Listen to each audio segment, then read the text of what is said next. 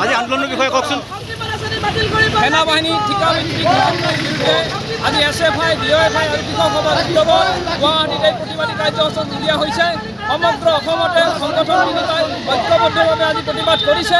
আমি দাবী কৰিছোঁ, আমাৰ স্পষ্ট দাবী, এই অগ্নিপথ আঁচনি বাতিল হ'ব লাগিব। সেনা ভিত্তিক ঠিকা ভিত্তিক নিযুক্তিৰ পৰিৱৰ্তে স্থায়ী নিযুক্তি দিব লাগিব।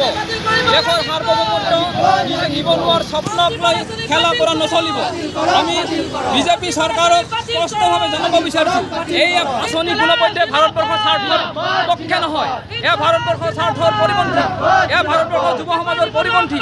এই আঁচনি বাতিল কৰক আৰু ভাৰতবৰ্ষৰ স্বাৰ্থৰ পক্ষে আপোনালোকে থিয় দিয়ক। কাৰণ আপোনালোকে প্ৰতিশ্ৰুতি দিছিল বছৰি 2 কোটিকৈ নিবনুৱাক চাকৰি দিয়াৰ, কিন্তু সেই প্ৰতিশ্ৰুতি আৰু পলাই গ'ল।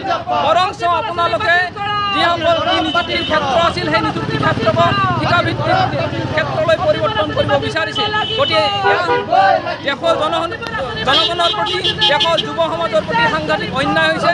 এই অন্যায় আঁচনি বাতিল কৰিব লাগিব আৰু গণতান্ত্ৰিক আন্দোলনৰ ওপৰত যিটো হাৰাশাস্তি চলিছে, এই হাৰাশাস্তি বন্ধ কৰিব লাগিব।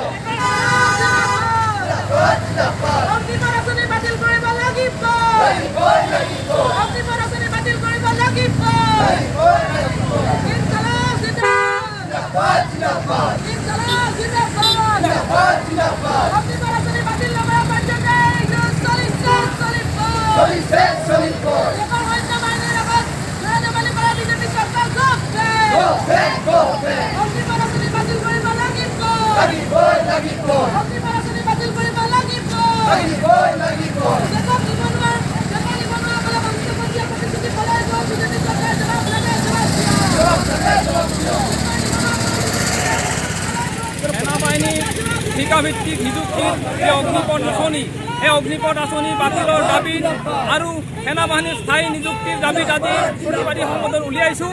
সমগ্ৰ অসমতে SFI, DOFI আৰু অসম ৰাজ্যিক কৃষক সভাৰ উদ্যোগত এই প্ৰতিবাদী কাৰ্যসূচী আহ্বান জনাইছে। আমি গুৱাহাটীতো তিনিওটা সংগঠনে ঐক্যবদ্ধভাৱে আমি এই প্ৰতিবাদী সংগঠনৰ আহ্বান জনাইছোঁ। আমাৰ এটা স্পষ্ট দাবী, এই চুক্তি কোনোপধ্যেই মানি লোৱা নহয়। এই চুক্তি বাতিল হ'বই লাগিব, কাৰণ এই চুক্তি নিবনুৱাৰ আশা আকাংক্ষাৰ পৰিপন্থী। এই চুক্তি দেশৰ সাৰ্বভৌমত্বৰ পৰিপন্থী। এনে প্ৰেক্ষাপটত আজি আমি এই দাবী উত্থাপন কৰিছোঁ আৰু আহ্বান জনাইছোঁ সমগ্ৰ অসমতে, সমগ্ৰ দেশতে প্ৰতিবাদ হওক।